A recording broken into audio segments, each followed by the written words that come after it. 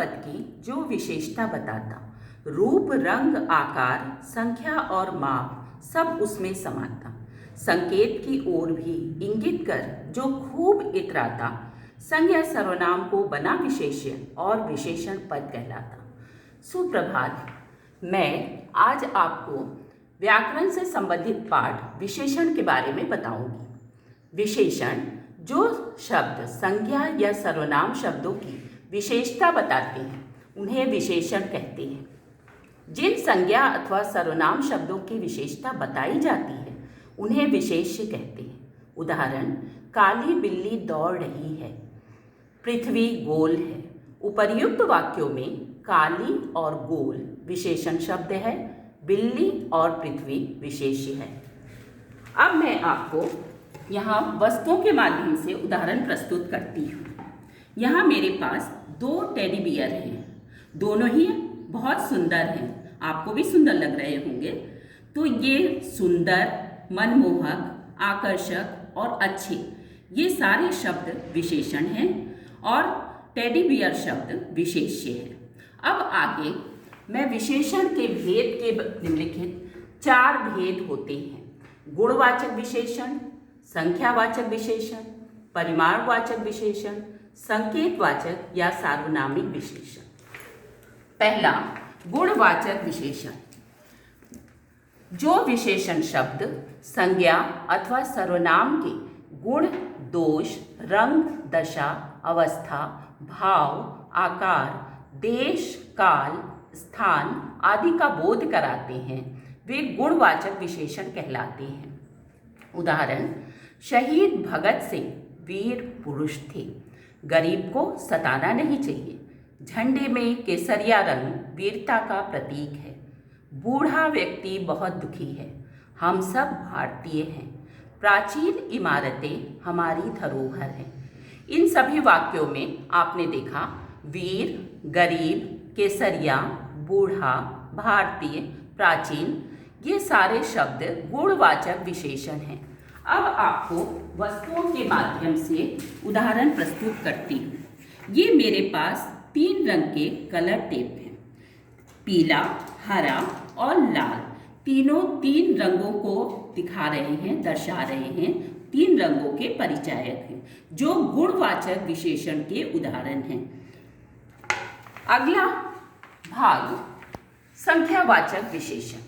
जो विशेषण शब्द संज्ञा या सर्वनाम की संख्या का बोध कराते हैं उन्हें संख्यावाचक विशेषण कहते हैं।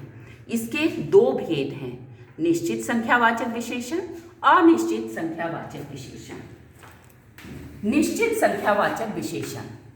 जो विशेषण शब्द निश्चित संख्या के बारे में बताते हैं उन्हें निश्चित संख्यावाचक विशेषण कहते हैं। उदाहरण, मेरे पास 4 पेंसिलें हैं, कक्षा में 30 विद्यार्थी हैं, रोहन ने दौड़ में प्रथम स्थान प्राप्त किया है। आपने देखा उपर्युक्त उदाहरण में 4, 30 और प्रथम ये विशेषण शब्द हैं। पेंसिल, विद्यार्थी और स्थान ये विशेष्य हैं। दूसरा है अनिश्चित संख्यावाचक विशेषण। जो विशेषण शब्द निश्चित संख्या के बारे में नहीं बताते उन्हें अनिश्चित संख्यावाचक विशेषण कहते हैं। जैसे, तुम बहुत दिनों बाद दिखाई दे रहे हो। कुछ लोग बौद्ध धर्म को मानते हैं, बहुत दिनों बाद, और कुछ, दोनों ही अनिश्चित संख्यावाचक विशेषण के उदाहरण हैं। अब आइए आपको वस्तुओं के माध्यम से आपको कुछ स्केच पेन दिखाते हैं।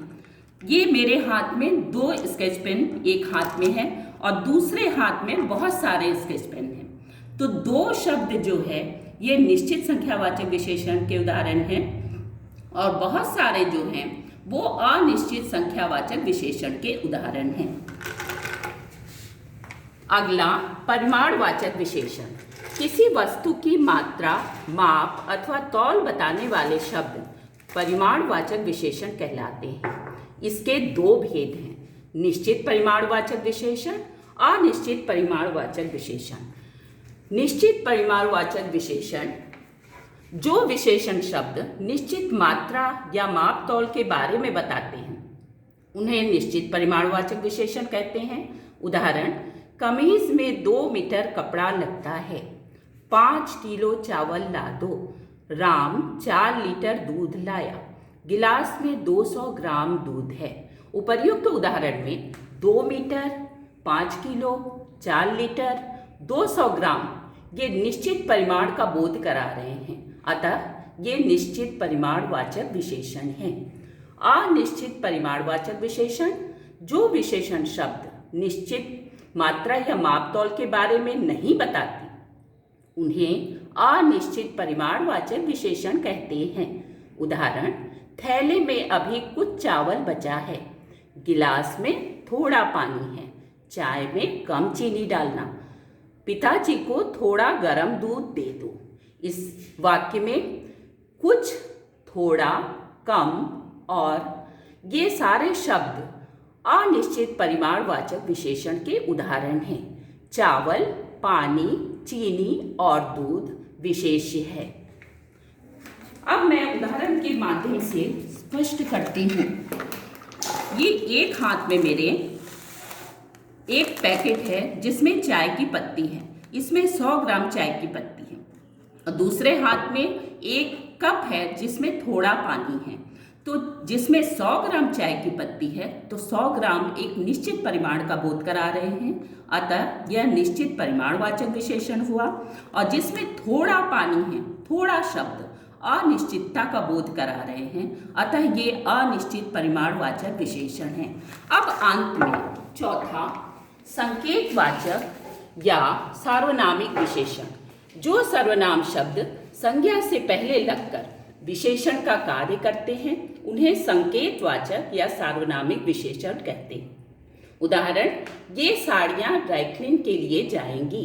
वे दुकानें अभी नई खुली हैं। इसमें ये और वे दोनों ही शब्द सर्वनाम के शब्द हैं, पर यहाँ विशेषण का कार्य कर रहे हैं क्योंकि इसके पश्चात संज्ञा का प्रयोग किया गया है, अतः ये संकेतवाचक अर्थात सार्वनामिक विशेषण हैं।